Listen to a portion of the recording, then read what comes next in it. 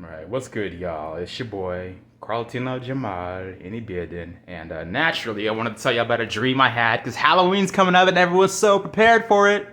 I wanted to tell you about a dream I had while I was attending the University of Sarcasm, majoring in weapons engineering. It was a very spooktacular dream, naturally. It was a wet dream. Kids, if you're young, a white stuff that comes out when you're dreaming about girls that are dead, and when you're humping them when they're dead. It's nothing to be alarmed about. Don't panic. You're not gonna explode. But anyways, so the weapons engineering degree at Sarcasm University. It was early in the morning before I had to get up to go study, and I had this very odd dream. I was at some kind of like lake or something, and it was like a Halloween party, and this is all I remember from the dream. Is the very last bit of it. I remember my dreams pretty frequently. I remember dreams when I was 4 years old. When supposedly after I had my surgery and there was veins coming out of my stomach when I was walking around playing with my toys during a thunderstorm.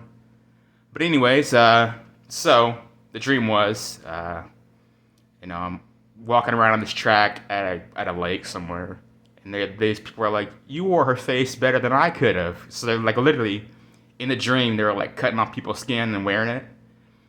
And naturally, I'm like, I was kind of spooked a little bit, but then my dick started getting a little hard, and I'm like, whoa, like I didn't think I'd be into that kind of stuff. Like, so naturally, I turned around and started following them. And I looked out of the corner of my eyes as I noticed things like I can see behind me with my peripheral vision. I can I can see my hand, and you can see that it's behind my eyeballs. But it's not because of anything. I don't know how that happens, but I have really good peripheral vision. So I saw this girl as I was walking, following these people, and she was bent over, and she had her pants down. So naturally, I'm like, it's a party, and like she's putting it out there, so I'm gonna go for it.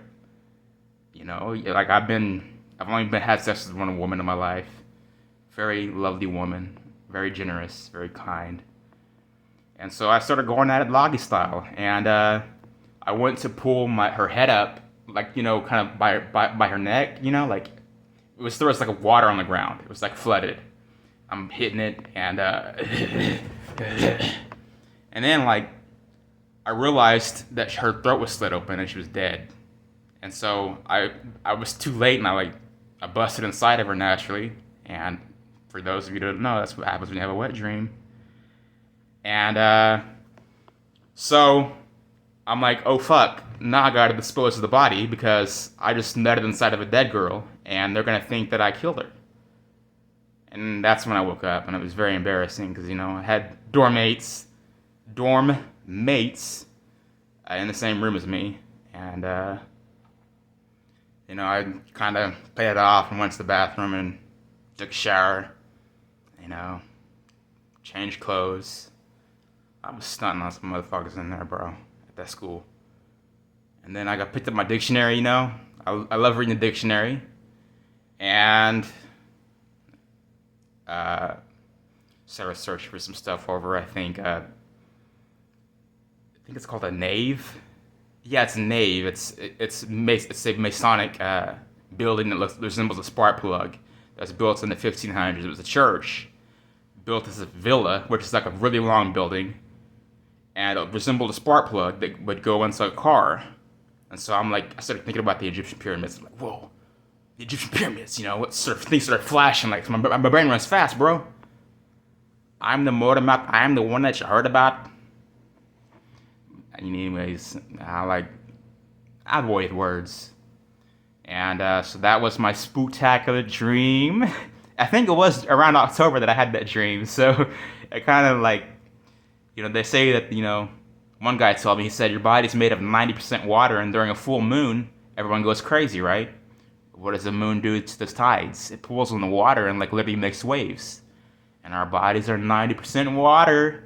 So naturally, I told y'all I would have the next video be about every culture's belief in water.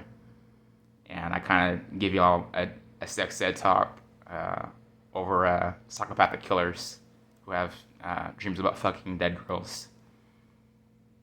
And I apologize for not keeping my word. And but I did graduate with honors from the School of Sarcasm of the University of Sarcasm and Weapons Engineering. And yeah, I had a wonderful time there. I was laughing every day, and don't know why I would have had that weird dream like that, but yeah. All right, y'all, stay in school, kids. It's important. I saw one kid on the bus, and he was like, it seemed like he was trying to get under my skin, and I pulled out my wallet, my big bank. I was like, hey man, here's $30. I was like, I just graduated from college, and I'm about to start the best period of my life, the best new chapter of my life, because I studied hard in college, in University of Sarcasm, Weapons Engineering. And I said, I want you to stay in school, and I want you to take this money, I want you to take this seriously, because it's important to stay in school.